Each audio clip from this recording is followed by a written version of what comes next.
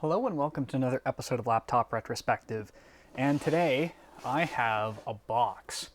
And this was a box that I was not actually expecting on getting, and its timing is absolutely fantastic. So a very, very special thank you to the two key individuals that allowed this box to arrive. I actually was quite surprised to get it one day on my doorstep. And this is actually brand new. So I have opened it up thinking, this is something else. And as I opened the box, I realized, wait a minute, this is not what I thought it was. This is actually something that is brand new that I get to try out. And I already have a plan on what exactly this is going to do for someone that I know. What we have inside this box is actually the Lenovo ThinkPad T14S Gen 2 AMD variant. And this is pretty neat because the T14S was actually one of the machines that I was looking at along with the T14 and the X13 when they all first came out when I was looking to buy my next laptop. I ended up going with the X1 Nano Gen 1 primarily because of that gorgeous screen and also how lightweight it was. But that all being said, I'm very happy and very excited that I get to take a look at the T14, specifically the S Gen 2 model.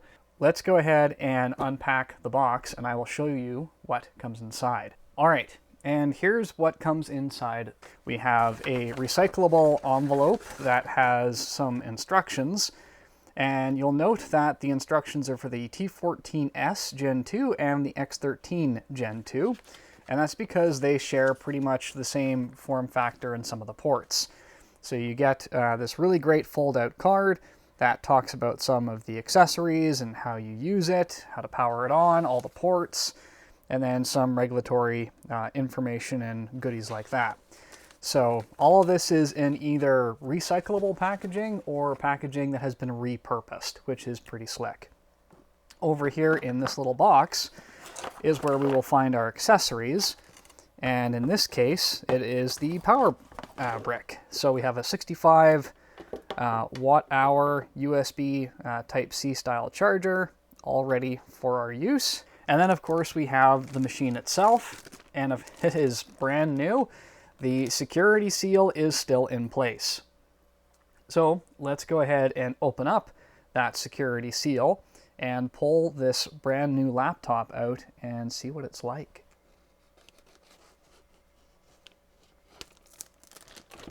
All right.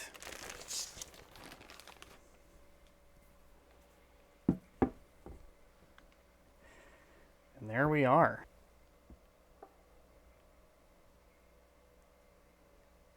What a beautiful machine. There are no other words for it. So let me tell you a bit about this thing. The T14S Gen 2 came out in March of 2021, and there is a lot to know about this. So obviously you have an Intel variant and you have this AMD variant, and oh my goodness, so much to know. So it came in a black and a storm gray finish, and if you got the black version, it comes with a carbon fiber lid, a magnesium keyboard deck, and kind of an aluminum style bottom. If it came in storm gray, all the components are kind of this more brushed aluminum style. So you get this carbon fiber lid hybrid only with the black version. And there will be a couple of oddities with colors again. That seems to be the case. But we will dive into those as we discover them. So you have a 14-inch display, and it came in quite a few variants, all of them 1920 by 1080 with the exception of one. So you had a 1920 by 1080 300 nit 700 to 1 contrast ratio panel, which was about 45% NTSC color accuracy. There was a 400 nit 1200 to 1 72% low power version.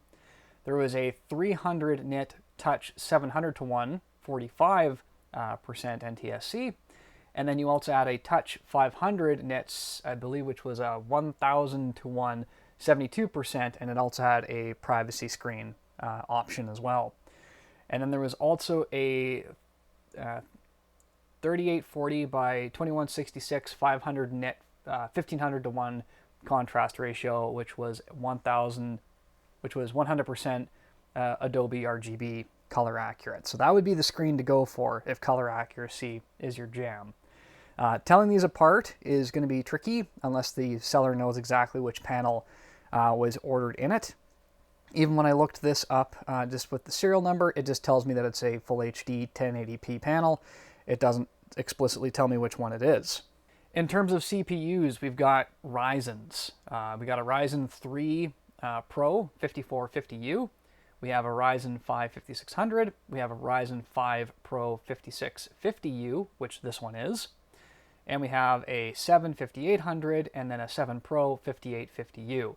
So lots of really good and awesome and powerful chipsets there.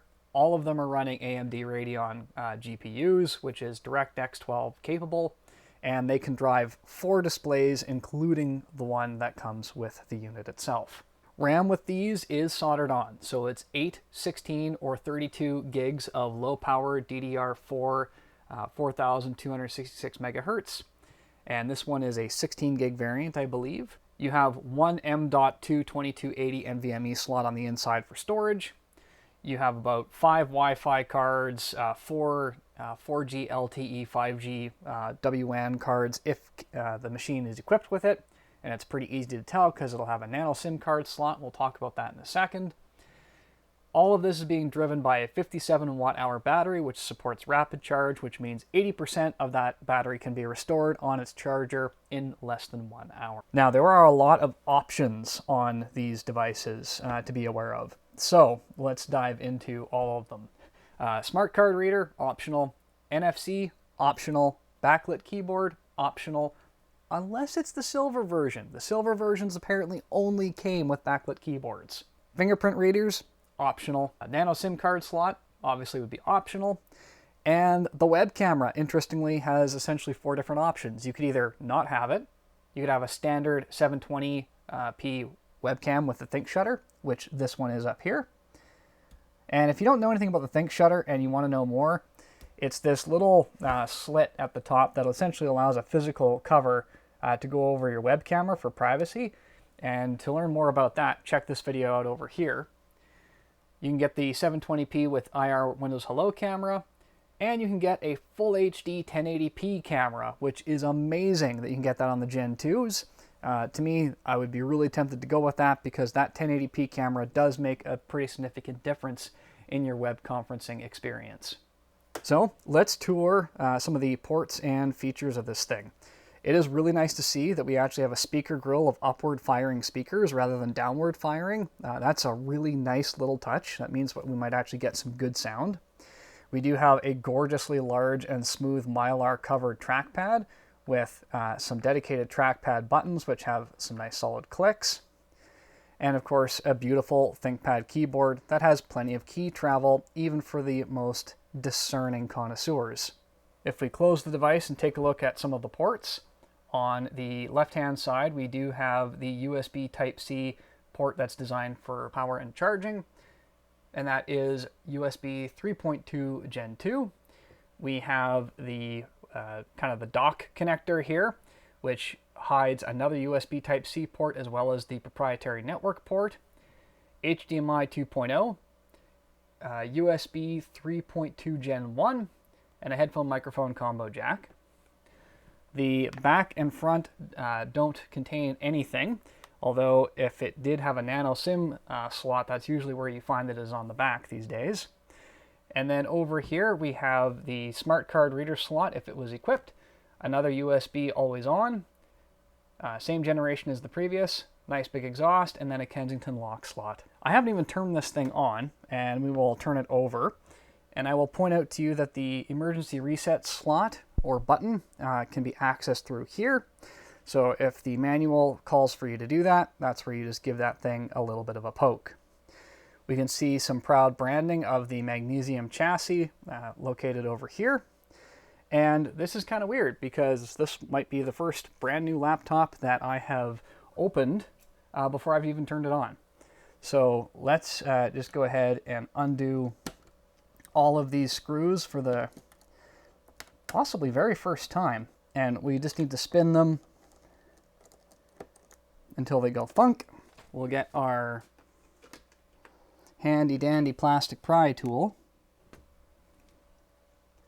And there we go. The insides of a brand new T14S Gen 2. And there isn't a whole lot to see. Like, that cover will never look that clean ever again. It's just the way it is. So here's our nice big battery at the bottom. We have our fan, our cooling solution. We have our socketed Wi-Fi combo Bluetooth card. All of our RAM, of course, is soldered onto the board here. All of our connectors are along the bottom. Got a nice piece of Mylar tape, making sure that they're not going to accidentally pop loose. We've got display connectors, antennas running everywhere. It's just a really good looking setup. We can see the CMOS battery is tucked in under here. Red and black wire is a dead giveaway. We can see our speaker chamber up here. We can see our NVMe drive, which is a Western Digital in this one, and it's a 256 gigabyte variant. And removal of trackpad and all that other good stuff is going to require pulling the battery out. And removal of the keyboard will involve removing all of the boards and everything else in the way. This thing is really cool. We have a little separate board over here to handle USB, and it literally just handles that super speed over here. We can see the blank for the smart card. And yeah, I think we're ready to put this thing back together. Now, this machine is actually going to see service, like I said earlier, with someone I know, and that person has been using the X240 that I actually featured back on the channel years and years and years ago. And it has served them very well, and I think it's kind of time for an upgrade. And I figured, you know what better upgrade could I possibly provide than this beautiful brand new machine. And then that X240 actually already has a new owner lined up as well. And that's one of the cool things I like about ThinkPads, is that they are generational. You hand them down to the next person, the next person, the next person, and that's what makes them great. So that person will be retiring this X240 here that has served a very long and fantastic life. And if you want to learn more about it, you can see the original video over here. And they'll be moving up in the world to this one. Like I said, the 240 already has a home, and it's going to continue to serve a brand new group of people that really need that use of that laptop, and then this person can have this one. So normally I would do a startup here, but this is brand new, and the person that's going to start that up is going to be its new owner.